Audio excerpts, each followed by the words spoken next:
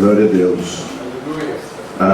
Ontem eu e o Tiago fomos a Jundiaí ouvir um preletor ali, e ele citou um escritor, um conferencista que fez um grande trabalho nos Estados Unidos, Ed Collin. Ed Collin, ele começou um trabalho e se tornou um grande trabalho em toda a América. E quem falava lá ontem passou um vídeo de Ed Collin e falou sobre o que Ed Collin falava para os seus discípulos, para os seus pupilos, para aqueles que caminhavam com ele. Pensa grande, comece pequeno e comece rápido, comece logo. Pense grande, comece pequeno, mas comece logo. Comece logo. Nós temos um desafio nos 3 primeiros meses de 2016.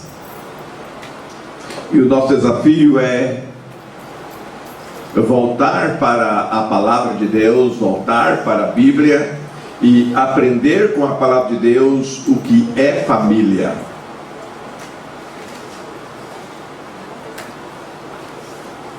Qual a importância da família? Qual é o papel dos que compõem uma família? Qual o propósito de Deus ao criar a família e trazer a família à existência?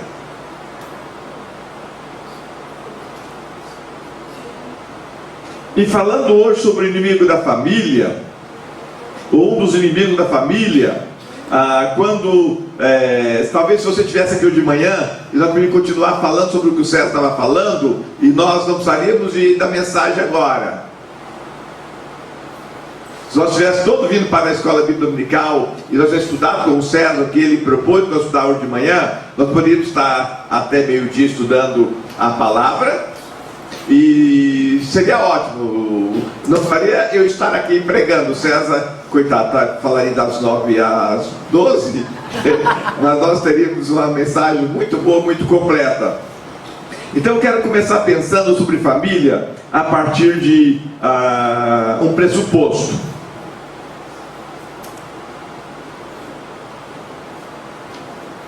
De uma primícia menor. Para que você casou? Ou para que você vai casar? Você que casou, para que você casou? Você que é jovem, você que estão noivos, não é? Para que você vai casar? Alguma vez você pensou nisso? Você se perguntou para você por que você casou? Você que vai casar, ou que tem filhos que vão casar, já perguntou por que os seus filhos devem casar um dia? Ou por que você vai casar? Porque para o pastor Justino e para mim, o princípio bíblico, se não for para ter uma família, você está com um propósito errado. Nós casamos para formar uma família.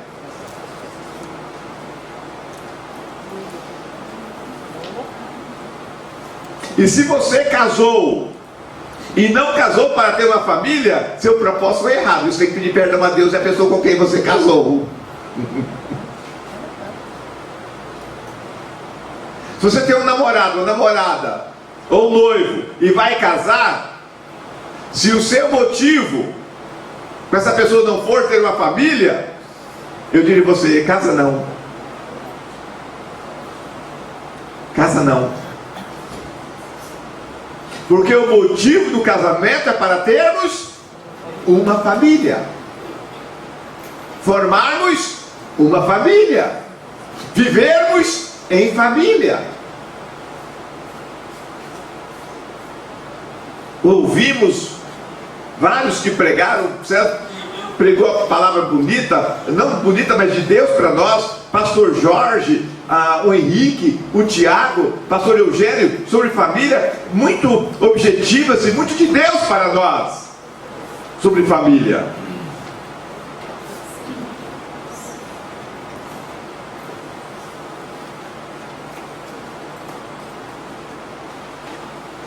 Na minha caminhada de 46 para 47 anos este ano, eu não encontrei ninguém que quer ficar sozinho. Eu já contei para vocês a história do irmão Geraldo. E não era Geraldo, era Gerardo. Ele era um maranhense que veio do Maranhão para Goiânia. Ele era muito simples, analfabeto. Trabalhou a vida toda como porteiro de prédios em Goiânia.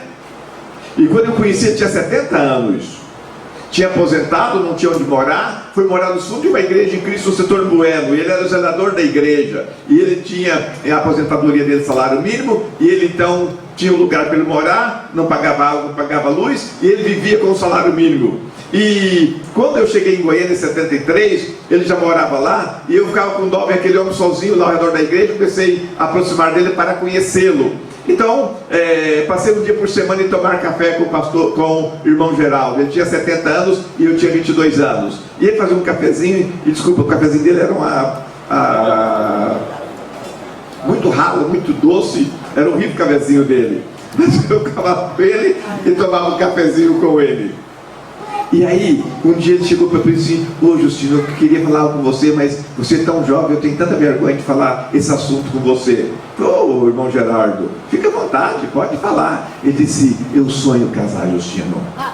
Eu nunca casei, né? Estou com 70 anos e meu sonho era casar, Justino. Eu falei: irmão Gerardo, vamos orar.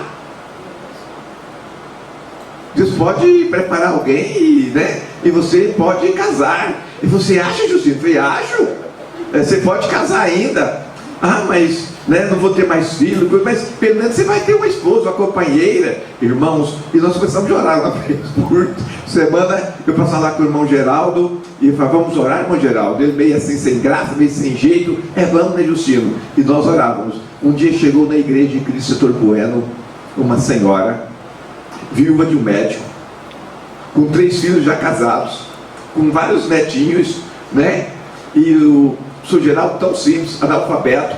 Aquela mulher, filho de fazendeiro, muito rico, morava numa cobertura em Goiânia. Começou a gostar do irmão Geraldo, o irmão Geraldo gostava dela, e os dois se casaram. Ela tinha 72 anos e ele 70 anos. O irmão Geraldo feliz da vida, né?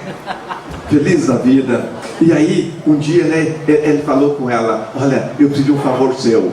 Ela disse: qual é? Eu preciso fazer o Justino aqui em casa, nosso apartamento, porque foi ele que orou para que você me encontrasse e eu te encontrasse. E aí um dia eu fui lá no apartamento conhecer, ou tomar um café com eles à tarde. Chego lá, o Gerardo de chinelão, bermudão, bem vestido, num apartamento chique, sofá de couro, né, todo feliz ali. Eu disse: meu Jesus, Deus é bom demais. Não tem o que Deus não faz, né? E os dois passeando, os dois indo para Caldas Novas, né? E ele feliz da vida. Casamento é isto. Casamento é para isto. Deus nos quer feliz. Deus nos quer bem. Deus nos proporciona o melhor, desde que nós não percamos Deus de vista. O propósito eterno de Deus para nós, como pessoa, começa como pessoa, mas depois passa para a família, para o lar, para aquelas pessoas que Deus trouxe a ser parte conosco da nossa vida, da nossa história e da nossa existência. Amém. Mas continuando, eu queria te fazer uma pergunta: Deus tem inimigos?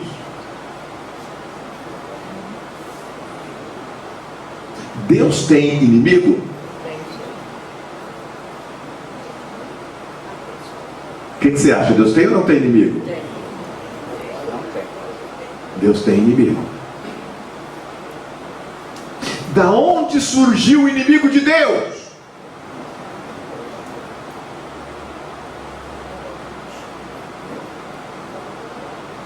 onde este indivíduo, não sei que nome nós podemos dar a ele, depois nós vamos falar nele, mas como é que esse cara surgiu, esse indivíduo surgiu, da onde ele apareceu? Ele era do céu, ele era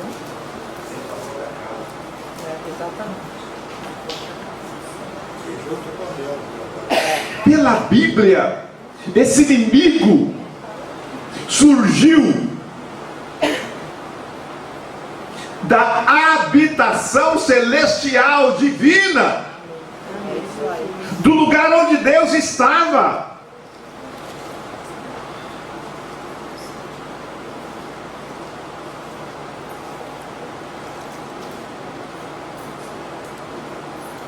Ouça essa palavra: derribada está na cova a tua soberba, e também o som da tua harpa, por debaixo de ti uma cama de gusano, e os vermes são a tua cobertura. Como caíste do céu, ó estrela da manhã, filho da alva, como foste lançado por terra, tu que debilitava as nações, tu que dizia no teu coração: subirei ao céu, acima das estrelas de Deus, exaltarei o meu trono, e no monte da congregação me assentarei, nas extremidades do norte, subirei acima das mais altas nuvens, e serei semelhante ao Altíssimo. Contudo, serás precipitado para o reino dos mortos, no mais profundo abismo, e os que te virem te contemplarão, e hão de fitar dizer-te: é este o homem que fazia estremecer a terra e tremer os reinos. Como cai do céu, ó estrela da manhã, filho da alva, como fosse lançado por terra, tu que debilitava as nações, tu que dizia no teu coração: subirei ao céu, acima das estrelas de Deus, exaltarei o meu trono, e no monte da congregação me assentarei, na extremidade da norte, subirei acima das mais altas nuvens, e serei semelhante ao Altíssimo. Isso está em Isaías 14, eu li do 11 até o 16.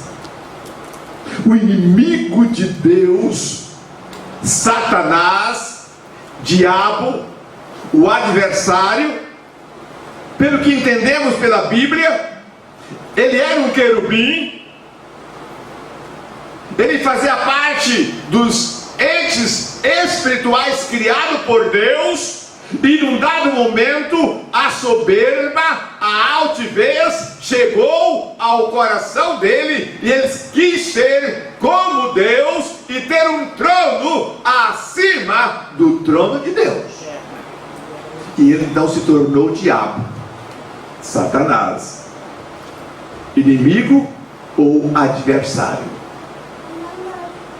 Nós ouvimos aqui, nós lemos aqui, quando Deus criou Adão e Eva.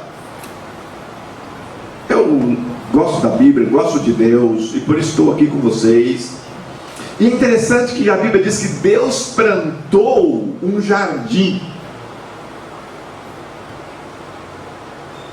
Deus formou o homem do pó da terra, e lá em Gênesis que Deus plantou um jardim e colocou o homem no jardim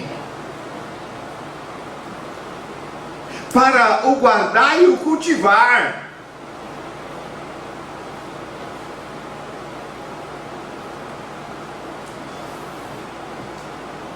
E Deus deu ordem ao homem. Então o homem que Deus criou não era como uma criança inocente, incapaz, alguém sem faculdade, sem condição. Não. Tanto é que tudo que existe foi dominado por este homem. Ele viu um bicho com uma tromba e disse: puxa, elefante.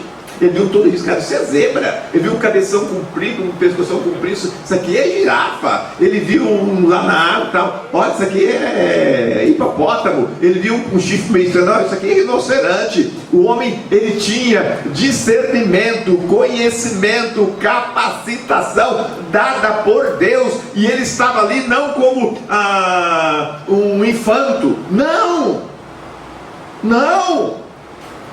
Ele estava ali como alguém capaz de discernir, entender, compreender. E algo tão sublime, esse homem tinha a capacitação de relacionar-se com Deus, ouvir Deus, falar com Deus. É maravilhoso esse homem. Até no dia que este homem,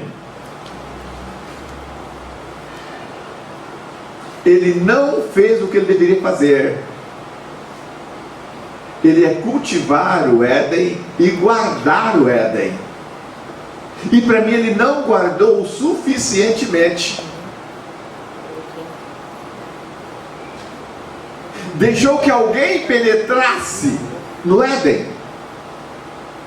E para mim era um dos papéis de Adão era não permitir que intrusos entrassem no jardim que Deus plantou para ele e a mulher dele.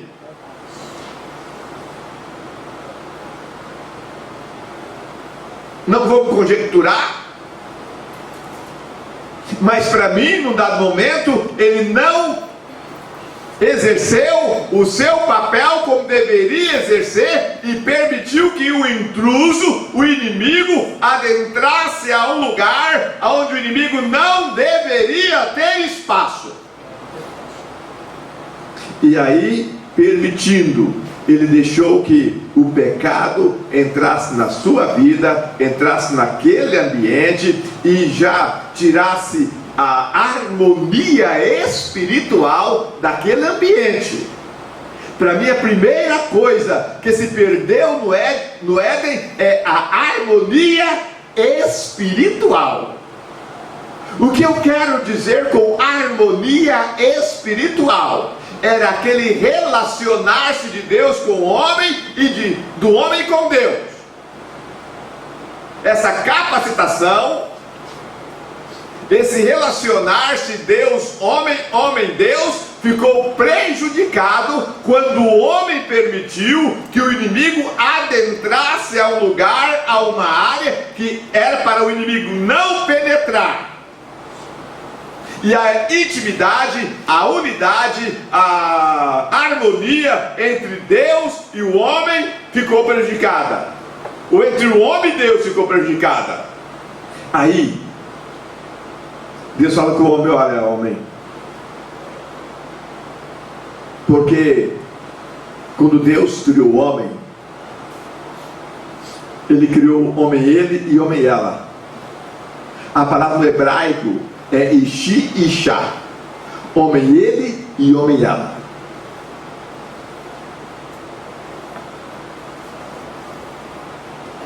É macho e fêmea, mas é homem, é espécie homem.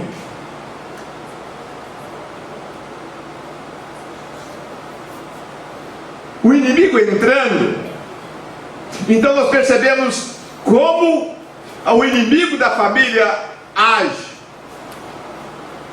E qual é o propósito dele? Primeiro, quebrar a sua comunhão com Deus.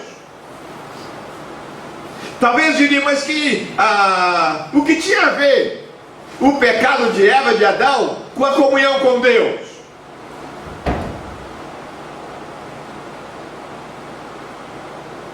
Não era para causar problema para com Deus. Sim, eles quebraram a ordem que Deus tinha dado a eles. Eles não fizeram o que Deus mandou que eles fizessem. Eles não agiram dentro da palavra liberada por Deus para eles. E o problema não foi de Deus para com eles, foi deles para com Deus.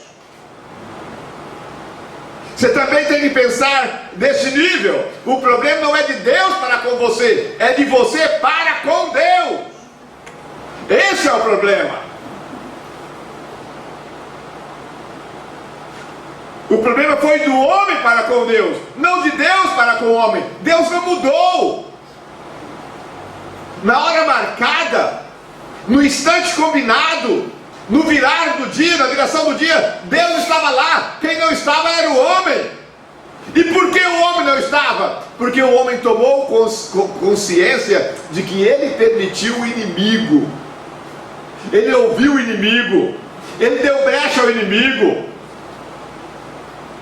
ele quis para si algo que ele nunca deveria querer, ele foi despertado para ter algo que ele nunca deveria ter tido o desejo de ter para a sua vida.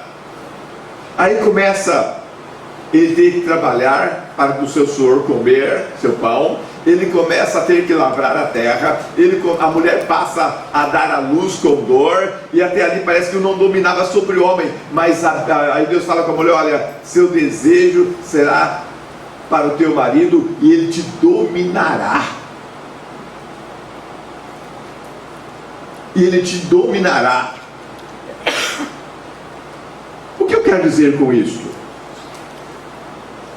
Que primeiramente o seu inimigo é o mesmo que é inimigo de Deus, é o diabo. Hoje as pessoas não gostam de ouvir a palavra diabo, viu?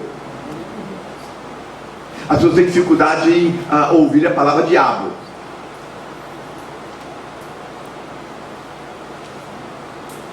Mas o seu problema, o meu problema é com o inimigo de Deus. E sabe qual é o inimigo de Deus?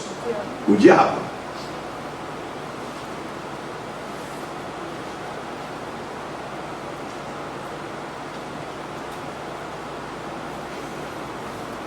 Se você não tiver isto como consciência, você não é de Deus, viu? Eu não quero ser duro com você, mas eu quero ser objetivo e claro com você. Se você achar que seu problema não é o diabo, você não está em Deus, não está com Deus.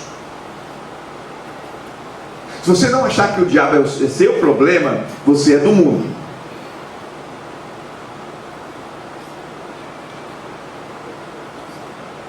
Você não é santo. Você não tem seu nome escrito no livro da vida. E o dia que você morrer, desculpa a expressão, você vai queimar no fogo no inferno, você vai estar lá com o diabo na casa dele.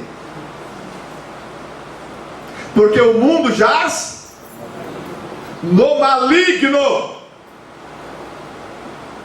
O mundo jaz no maligno. Jesus, ao encontrar-se com os discípulos em um dado momento em João, ele diz: aí vem o príncipe desse mundo e ele nada tem a ver comigo. Jesus, quando tentado em Mateus capítulo 4, o diabo levou a um alto monte, e lá do alto do monte ele mostrou para Jesus todo o mundo e a glória dos reinos do mundo, e ele disse para Jesus: olha, o mundo e a glória do mundo, eu te dou tudo isto, se você aí ajoelhar e me adorar, eu transfiro tudo isto para você. Jesus não disse para Satanás, para Lúcifer, o diabo, que o reino do mundo, que o mundo não era dele. Não. Jesus não disse: você está mentindo, Lúcifer. Você está mentindo. Jesus disse para ele: vai-te, Satanás, porque está escrito: só ao Senhor teu Deus adorarás, e só a Ele prestarás culto. Fique como você tem, você quer, fique o que é seu, porque do que é meu eu não abro mão, que é da adoração, do culto, da celebração ao meu Deus. Dele eu não abro mão, eu não troco ele por nada, eu não troco a adoração ao meu Pai por nada. Em João, na oração sacerdotal de Jesus em João 17, eles: Pai, eles não são do mundo. Pai, eles não são do mundo. Glória a Deus. Espero que você que está aqui não seja do mundo.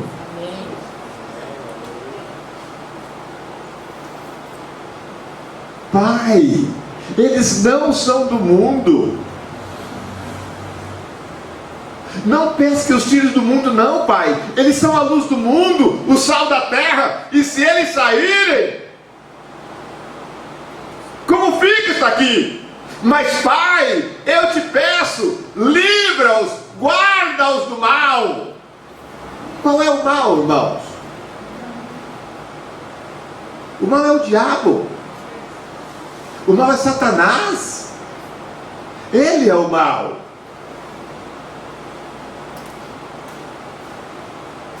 Então, falando sobre isso, eu quero partir para o segundo inimigo da família, que é o mundo. Primeiro é Lúcifer, é o diabo, é Satanás. Ele é, digamos, o principal. Mas o mundo que jaz nele, o mundo jaz no maligno. João, na sua carta, diz que o mundo jaz no maligno. Então João confirma aquilo que Satanás fala com Jesus lá na tentação em João 4. João, o discípulo amado, escrevendo sua carta, diz: o mundo jaz no maligno. Sabe o que é o sentido original da palavra jaz no maligno? Como que o mundo está no colo do diabo.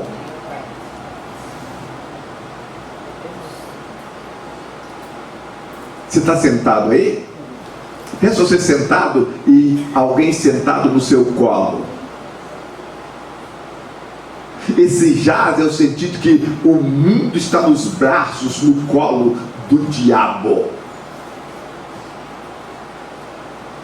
Quando Jesus diz: eles não são do mundo, como eu também não sou. Não peço que os filhos do mundo, mas os livre do mal. Aleluia, glória a Deus. Nós estamos aqui, nós não somos daqui. Amém. Aleluia. E do mundo, Jesus Cristo, pelo sangue da cruz e pelo Espírito Santo, nos tirou do mundo. Oh glória! Graças a Deus. Então o mundo, que é o nosso segundo inimigo, não tem nada a ver com o crente, e o crente não tem nada a ver com este mundo. Estamos nele, mas o nosso coração não está neste mundo.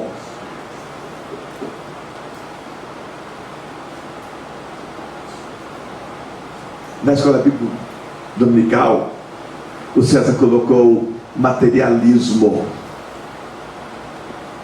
Materialismo. Traduzindo, o materialismo, de uma certa forma, é ter coisas. E para mim não há pecado em ter coisas.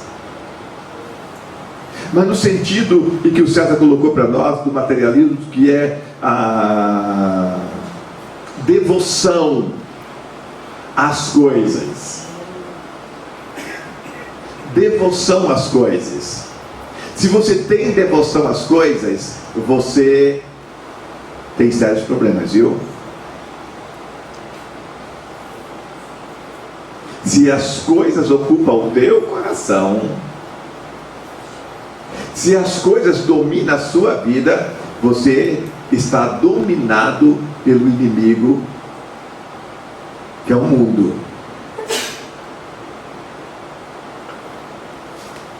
Porque o mundo é matéria, e o materialismo está ligado a este mundo.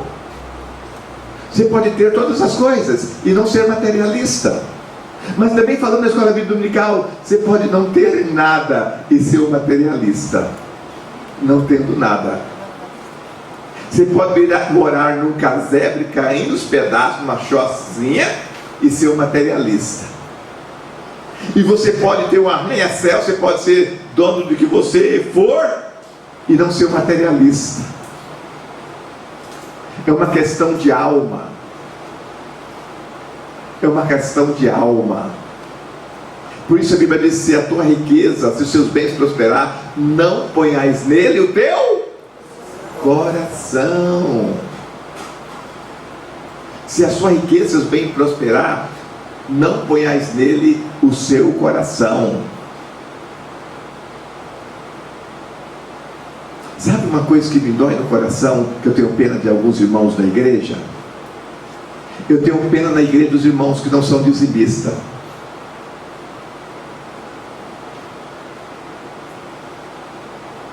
Ele acha que 10% vai mudar a história dele, vai fazer diferença na vida dele. 90% pode até fazer diferença na vida dele, mas 10% não vai fazer diferença na sua vida. Pelo contrário, vai provar perante o inimigo da sua alma, o inimigo de Deus e o mundo, que você não é materialista.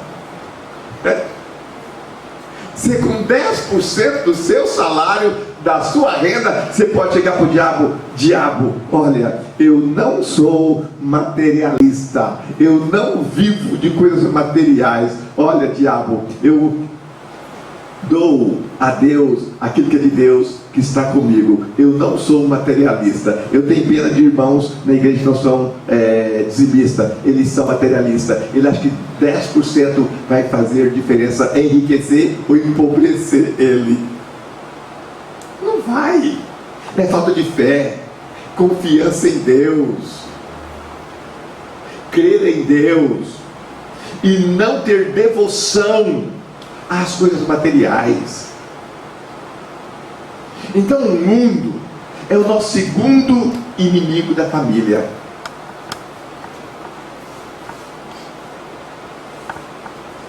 Vamos continuar. Você está falando domingo sobre aquele assunto, é bom demais, tá?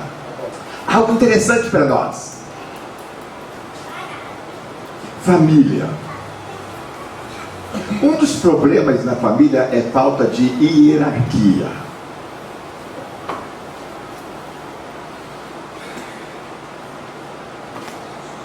E quando Deus criou a família, criou dentro de uma hierarquia.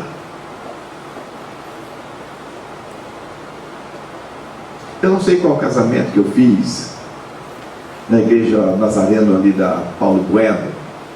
E quando eu terminei pelo casamento, tinha uma mulher que era testemunha lá, padrinho dos noivos, e quando saiu lá fora, queria me pegar pelo colarinho. Ela era do Mato Grosso. E ela me pegou pelo colarinho, viu? Enquanto eu dava mensagem espiritual lá na meditação dos 15 minutos, ela contorcia na cadeira dela, né? Aí eu falei sobre uma pitadazinha muito pequena sobre submissão. Sobre submissão. E eu via que a cadeira dela rangia. Quando ela sai lá fora, ela sai babando, né? E querendo me pegar pelo colarinho. Aí ela chegou muito brava. Eu disse: por que a sua inquietação, seu nervosismo, o que foi? Não, o senhor tirou esse negócio, né? Eu falei: que negócio? Da mulher ser submissa?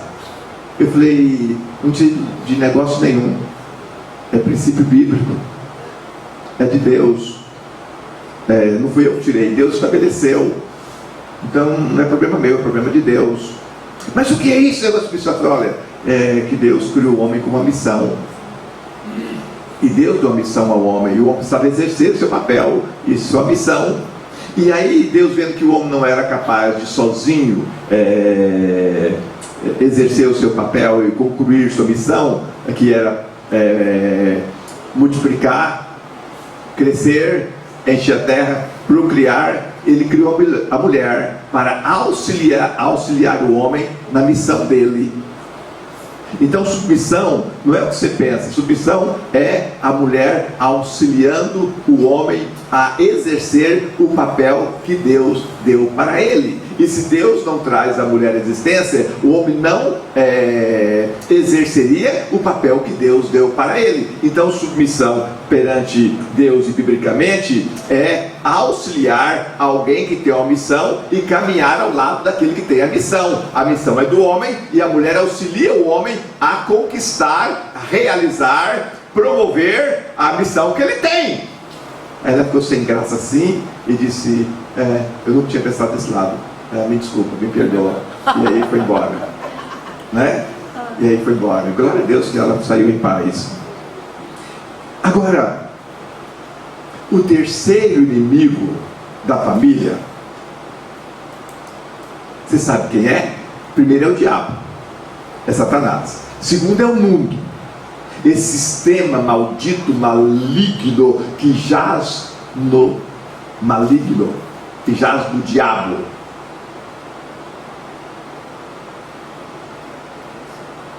Talvez você não vai gostar de ouvir, você não vai aceitar, mas o terceiro inimigo da família é você, sou eu.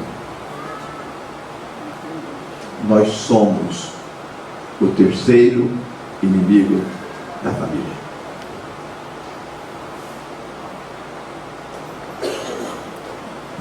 Deixa eu ver se eu acho que eu escrevi aqui. O Samuel se disse: pai, o senhor prega sem... O senhor não prepara para pregar, pai. O senhor não escreve. O senhor o senhor fala o que vem na cabeça. Falei: filho, eu não é isso. Depois de 47 anos pregando, filho, não é que eu prego que eu venho na cabeça, não. Eu penso a semana toda, o mês todo, naquilo que eu vou falar durante a minha mensagem.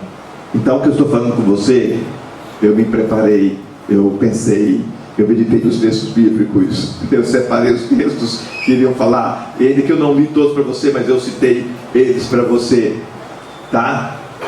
Então, por que o outro inimigo, o terceiro inimigo da família, sou eu, Justino? É você, João, Maria, Pedro, é você, o terceiro inimigo da família. Porque a ação do diabo é através da nossa vida. Quando nós passamos a agir com liberalidade, e eu escrevi liberalidade para não usar um termo pior, que é libertinagem.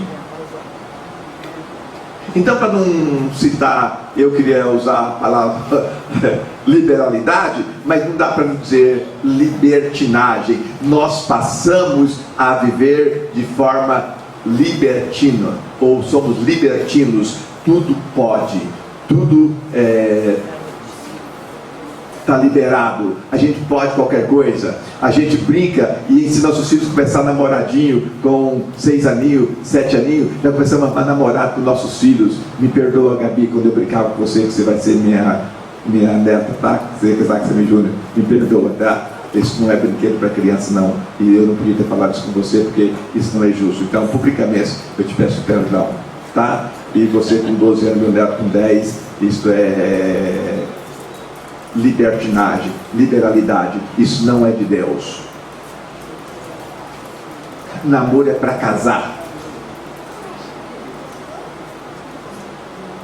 Namoro é para casar. Se sua filha não tem idade para casar, ela não deve namorar. Seu filho não tem emprego, não tem vida própria, se seu filho não tem condição financeira e econômica, seu filho não pode namorar. Amém. Amém. Namoro é para casar.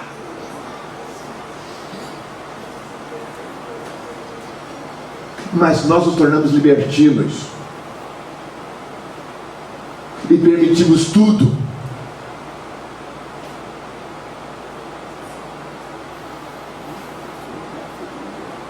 Aí eu não posso pôr culpa no diabo, não, viu? Nem no mundo.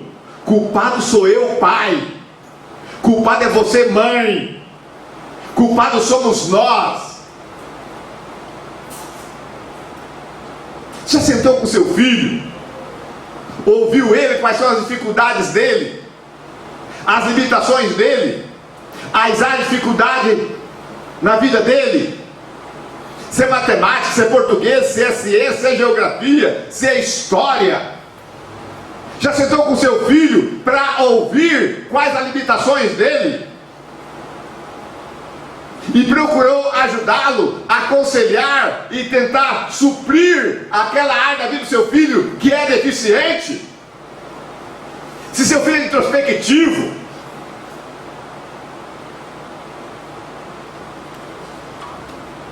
ou extrovertido,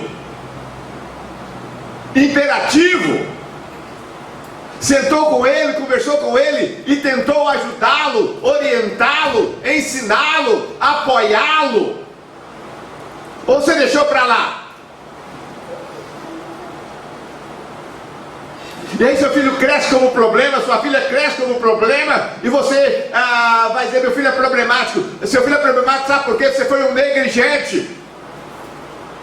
Você não sentou com ele, você não orou com ele, você não pediu a bênção de Deus para ele, você não orientou ele e não procurou conhecer as limitações do seu filho, da sua filha.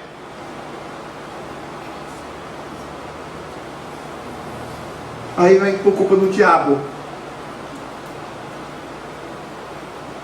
Ele é o principal inimigo. Principalmente nós estamos falando como igreja, irmãos, como crentes em Jesus, como aqueles que crêem na palavra de Deus, praticam a palavra de Deus. Aí o vizinho começa a seduzir nossos filhos, nossas filhas. Os professores começam a ensinar impropérios, coisas que não tem nada a ver com os princípios do nosso lar, da nossa casa, da nossa igreja. Nós deixamos para lá. Como viu a escola dominical, estamos tão preocupados em ter coisas, trocar de carro cada ano, em morar em casas, em apartamentos, ter isso, aquilo, outro. Filho não quer carro, não quer casa, não quer apartamento, não quer melhor escola. Filho quer um pai e uma mãe. Filho precisa de um pai e de uma mãe.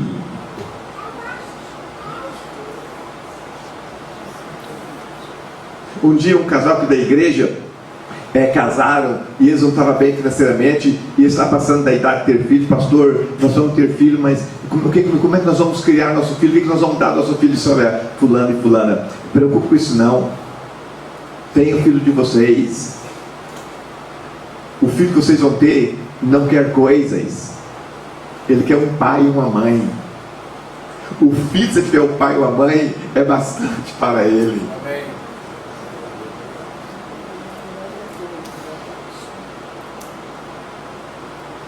O problema é que nós não temos sido pai e nem mãe para os nossos filhos, e não sendo pai e não sendo mãe, nós somos inimigo da nossa própria família. Inimigo da nossa própria família. Aí você quer resolver o problema do seu filho depois que ele está grande. Você acha que ele já tem que ter vida própria, que ele já pode seguir o caminho dele, e ele não dá conta de seguir o caminho dele, mas a culpa dele estar grande, adulto, e não seguir o caminho dele, não é dele. A culpa é minha, que sou pai, é de você que é mãe, é de nós que somos pais. Nós não ensinamos nossos filhos o caminho que ele deveria andar, e quando ele chegou a ser grande, ele não sabe o caminho porque nós não ensinamos. O que a Bíblia diz?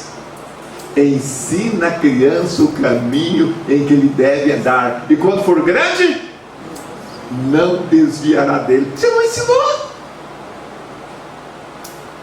Você está tão preocupado em ganhar dinheiro, tão preocupado com o seu trabalho, tão preocupado em dar tênis Nike para ele, dar calça jeans leve, dar isso, dar aquilo outro, ele completar 18 anos, dar um carro de presente. Você não ensinou ele. Você só quis dar. Ainda você é tão inimigo do seu filho, que quando ele está grande, Ele continua querendo aquilo que você deu quando ele era ministro. Ô seu marmanjo, você agora tem que trabalhar e ganhar e ter. Você nunca ensinou ele a trabalhar. Você sempre deu o melhor.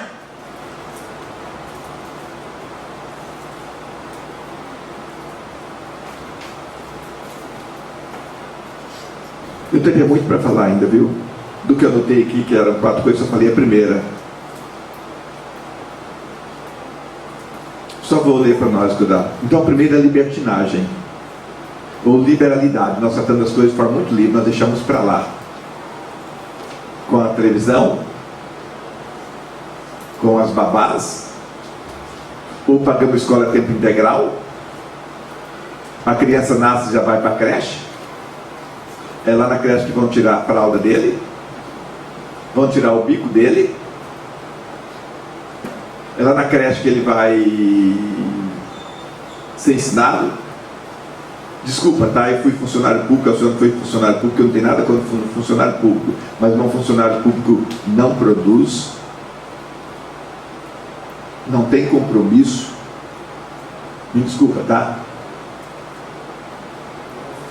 Nos primeiros anos envolvido na repartição, na coisa, depois que ele está uns anos lá no serviço público, ele não produz. Ele transfere para os novos que estão chegando, entrando, e é complicado. E terceirizar para funcionário público é terrível, viu? Depois tornamos permissivos. Primeiro libertinos, depois permissivos. Ah, não, é melhor que ele dorme com a namorada aqui em casa do que no motel. É melhor que ele tome. Uma mãe esteve falar comigo que começou a mãe dela, que é a avó da menina, a menina arrumou uma namoradinha e falou: você já comprou pílula da sua filha? A menina tinha 13 anos. Eu disse: meu Jesus, misericórdia. Então, você permite prostituição, adultério na sua casa, na sua família, no seu lar. Aí, depois disso vem a inversão de valores. O homem acha que quem deve educar a família e tocar a família, a casa, é a mulher, e deixa por conta da mulher. Ele não quer assumir o papel dele, então ele joga para as costas da mulher. Isso é inversão de valores. E terceiro e quarto é a pecúnia. Pecúnia seria dinheiro, mas eu queria dizer pecúnia é mais do que dinheiro. A preocupação no ter. E ter. Essas coisas são malignas, diabólicas, e são inimigos da família. Então alguns acham que porque tem dinheiro, tem casa boa, tem carro bom, tem tudo, ele cumpriu o papel dele. Cumpriu nada. Você foi o inimigo. Depois do diabo e do mundo, você foi o terceiro inimigo da sua própria família, da sua própria casa, do seu próprio lar, do seu próprio casamento.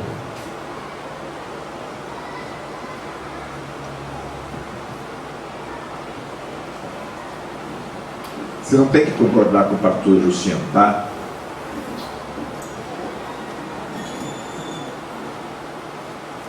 Você não precisa concordar com o pastor Justino. Mas eu queria que você tivesse a humildade, fosse humilde, para rever isso na sua vida. Amém. Sabe o que significa a palavra Satanás, irmãos? O sentido da palavra Satanás é aquele que joga um contra o outro. Satanás é aquele que joga um contra o outro. Mas ele não está e não se dá por satisfeito em destruir um. Ele joga um contra o outro para destruir os dois, ambos. Então o diabo joga o marido contra a mulher contra o marido, Não para destruir a mulher ou o marido, mas para destruir o lar, a família, destruir a todos.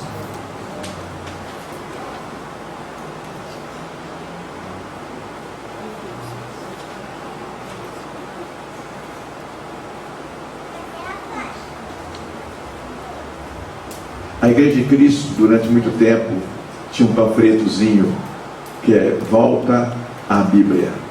Lembra, César? Volta à Bíblia. Durante muitos anos era um panfletinho que toda igreja que você chegava tinha lá, Volta à Bíblia. Não sei se eu vou conseguir resgatar alguns folhetos daquele, mas um dos folhetos Volta à Bíblia era família. Era família. Eu gostaria de ter um panfletinho daquele para te dar hoje, para você levar para casa. Volta à Bíblia quanto à família, quanto ao casamento, papel do marido, papel da mulher, criação de filhos, finanças e uma série de coisas que a Bíblia nos ensina e que é maravilhoso, glorioso. Deus, eu te peço, tenha misericórdia de nós. Amém, Senhor. Deus, nós somos igreja, aqueles que o Senhor chamou pelo nome, para reinar com o Senhor, enfrentar os inimigos da família, do lar, do casamento. Deus, em nome de Jesus Cristo, sopra sobre nós teu vento e desperta-nos, Senhor, para voltarmos para o Senhor de corpo, alma e espírito. Amém. E que o temor do Senhor seja infundido em nossos corações. Assim seja, Deus. Deus, que nós como igreja aqui tenhamos zelo em praticar a tua palavra como a verdade na nossa vida e em cada área da nossa vida. Espírito de Deus, que convence o homem do pecado, da justiça e do juízo, tenha liberdade, ó Espírito de Deus, para atuar nesta manhã em nossos corações. Neste lugar, eu oro crendo pela fé, em teu louvor e glória. Amém, Jesus. Amém. Que Deus te abençoe, em nome do Senhor Jesus.